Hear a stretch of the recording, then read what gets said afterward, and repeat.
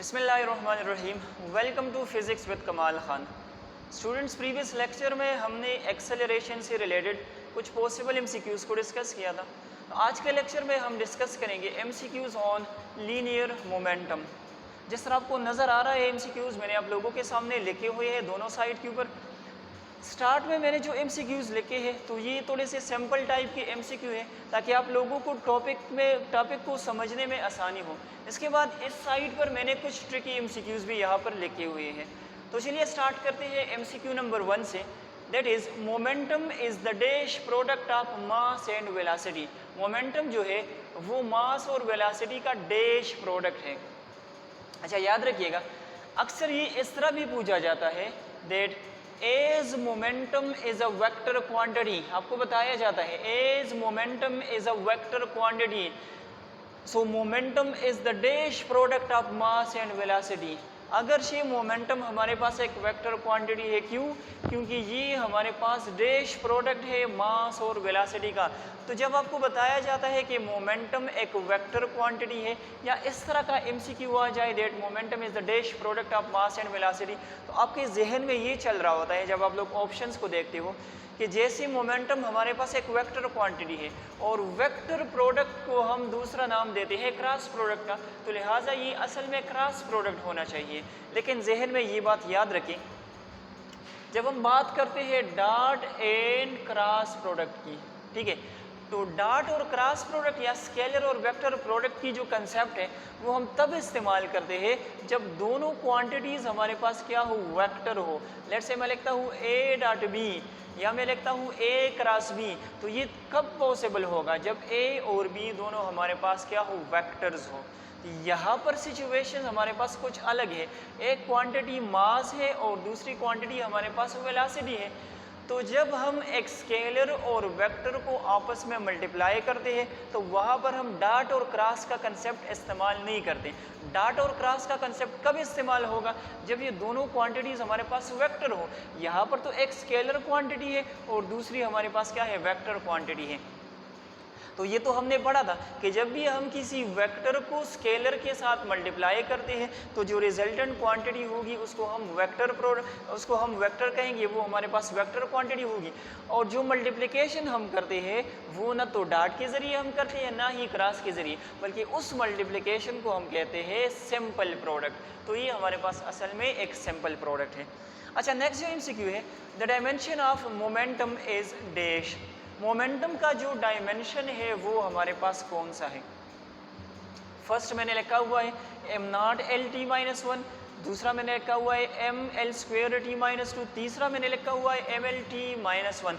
तो यहाँ पर एक और एमसीक्यू भी बन सकता है। आप लोग अगर डायमेंशन को निकालोगे तो उसके लिए लाजमी क्या है कि आपको इसका यूनिट पता होना चाहिए। तो ज़रा देखिएगा, मोमेंटम का जो हमारे पास यूनिट है वो है किलोग्राम मीटर पर सेकंड। क्या यूनिट है?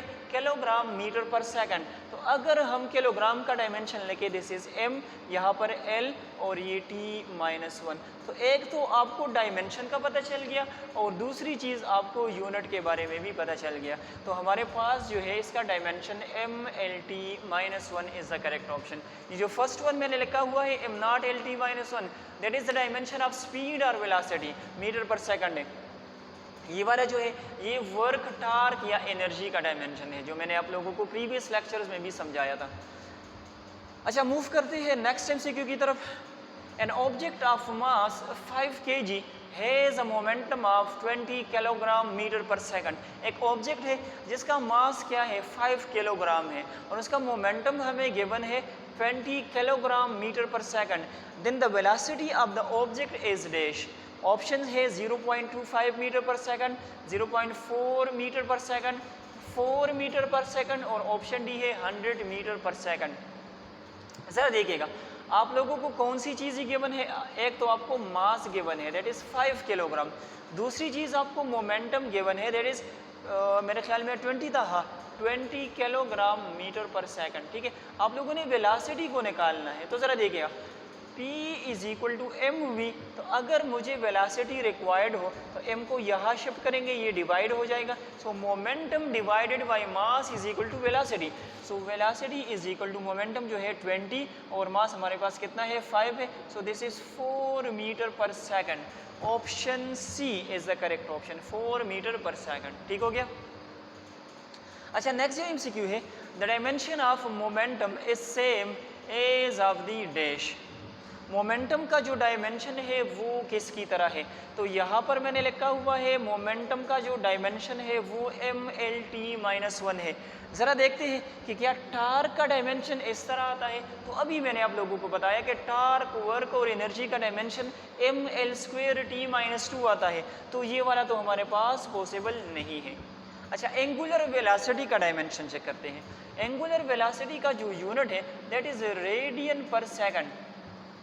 तो रेडियन का तो डायमेंशन नहीं होता, और पर सेकंड का अगर हम डायमेंशन निकाल लें तो ये हमारे पास T-1 या फिर m0 L0 T-1 आएगा।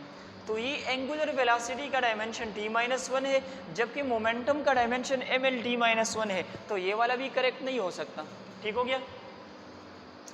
अच्छा, थर्ड जो ऑप्शन है पावर, तो पावर का जो डायमेंशन है अगर आप लोग देख ले, मैं इसको ज़रा इरेज कर लूँ।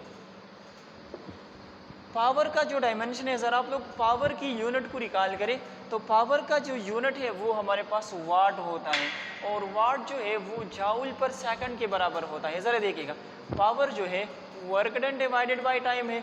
अच्छा, इसका यूनिट हमारे पास वाट है, work done joule divided by second. तो मेरे कहने का मतलब ये है कि पावर का जो यूनिट है दैट इज़ जाउल पर सेकंड।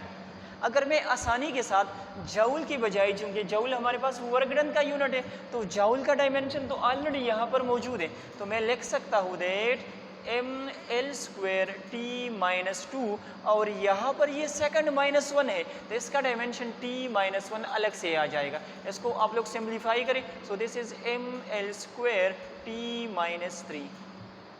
तो देखिएगा, पावर का डायमेंशन ML²T-3, जबकि मोमेंटम का डायमेंशन जो कि हमने निकाला हुआ है MLT-1, दोनों सेम नहीं हो सकते। तो ये वाला भी करेक्ट नहीं है। तो आप लोग अभी कह सकते हो कि इसका डायमेंशन जो है वो इम्पल्स की तरह है, लेकिन यहाँ पर देखती भी है कि क्या इम्पल्स की तरह आता है या नहीं आता। तो ज़रा रिकॉल करें, इम्पल्स के लिए आप लोगों ने जो फार्मूला पढ़ा हुआ है F cross delta T, force into time. तो इसका यूनिट क्या आ जाएगा? इसका यूनिट आ जाएगा न्यूटन इनटू सेकंड। सिंप्लीफाई करें, डायमेंशन निकालते हैं तो न्यूटन हमारे पास बराबर होता है किलोग्राम मीटर पर सेकंड स्क्वायर, और ये वाला जो है सेकंड अपनी जगह पर आ जाएगा। ठीक हो गया। अभी सेकंड -2 और सेकंड +1, अगर इसको आप लोग सिंप्लीफाई करोगे तो सेकंड -1 आएगा। So this is kilogram metre पर सेकंड। अभी डायमेंशन निकाले MLT-1, जो कि बिल्कुल मोमेंटम की डायमेंशन की तरह है। सो the correct option is option D, which is impulse. ठीक हो गया। बढ़ते हैं नेक्स्ट एमसीक्यू की तरफ, जो कि बड़ा ही सिंपल सा है। Momentum is a dash quantity. Momentum हमारे पास कौन सी क्वांटिटी है? क्या ये स्केलर है, क्या ये वेक्टर है, क्या ये टेंसर है, या फिर ये डायरेक्शनल स्केलर है? तो ज़रा मोमेंटम को देखिए। Momentum is equal to mass time velocity. अगर स्केलर को हम क्या करते हैं, स्केलर को हम मल्टीप्लाई करते हैं वेक्टर के साथ, इसकी रिजल्ट में जो क्वांटिटी आएगी वो हमारे पास वेक्टर होगी। So the correct option is option B. अच्छा, next MCQ, the expression for momentum in terms of kinetic energy is given by dash। Momentum के लिए एक्सप्रेशन, लेकिन in terms of kinetic energy कौन सा वाला होगा? तो ज़रा निकालते हैं। हमें पता है that kinetic energy is equal to half mv²। ठीक है, इसको समझे। Kinetic energy is equal to half mv²। क्या इसको मैं यू लिख सकता हूँ दैट mv² डिवाइडेड बाई 2? हाँ, कोई मसला नहीं है। अच्छा, मैंने क्या करना है, इसके साथ मास को मल्टीप्लाई भी करना है और साथ में डिवाइड भी करना है। तो अगर मैं मास को राइट साइड से मल्टीप्लाई और डिवाइड करूँ तो इक्वेशन पर कोई असर नहीं पड़ेगा। चलिए ठीक है। Kinetic energy is equal to mass divided by mass into mv² divided by 2 अपनी जगह पर। इस मास को यहाँ मल्टीप्लाई करें तो ये बन जाएगा m square v square divided by इसको यहाँ मल्टीप्लाई करें 2m। अच्छा, इसको मैं यूँ भी लिख सकता हूँ that mv whole square divided by 2m। यहाँ तक क्लियर है? आगे देखिए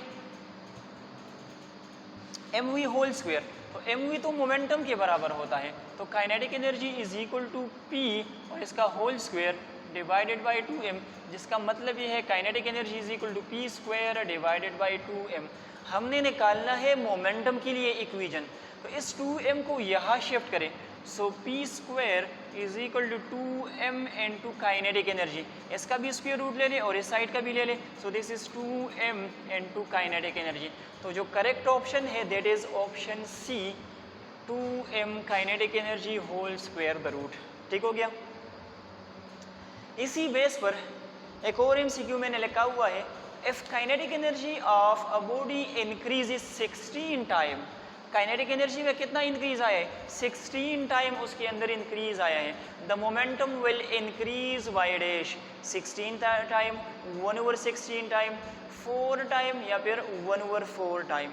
तो ज़रा देखिएगा, अगर काइनेटिक एनर्जी हमारे पास 16 टाइम इंक्रीज हो जाए, तो अगर इसी 16 को मैं स्क्वायर रूट से बाहर निकालूं तो इसका स्क्वायर रूट हमारे पास क्या आएगा?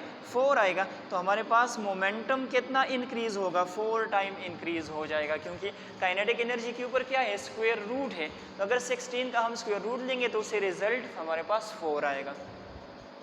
ठीक हो गया?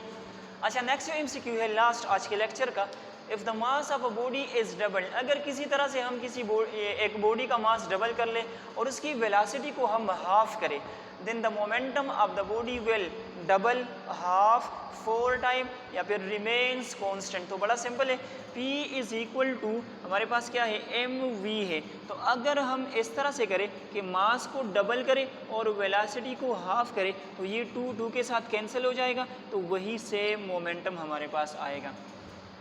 So the momentum will remains constant. ठीक हो गया? तो स्टूडेंट्स, आज के लेक्चर में हमने MCQs डिस्कस किए लीनियर मोमेंटम से रिलेटेड। इंशाल्लाह नेक्स्ट वीडियो में हम कंजर्वेशन ऑफ मोमेंटम के ऊपर MCQs को डिस्कस करेंगे। तब तक के लिए अल्लाह हाफिज़।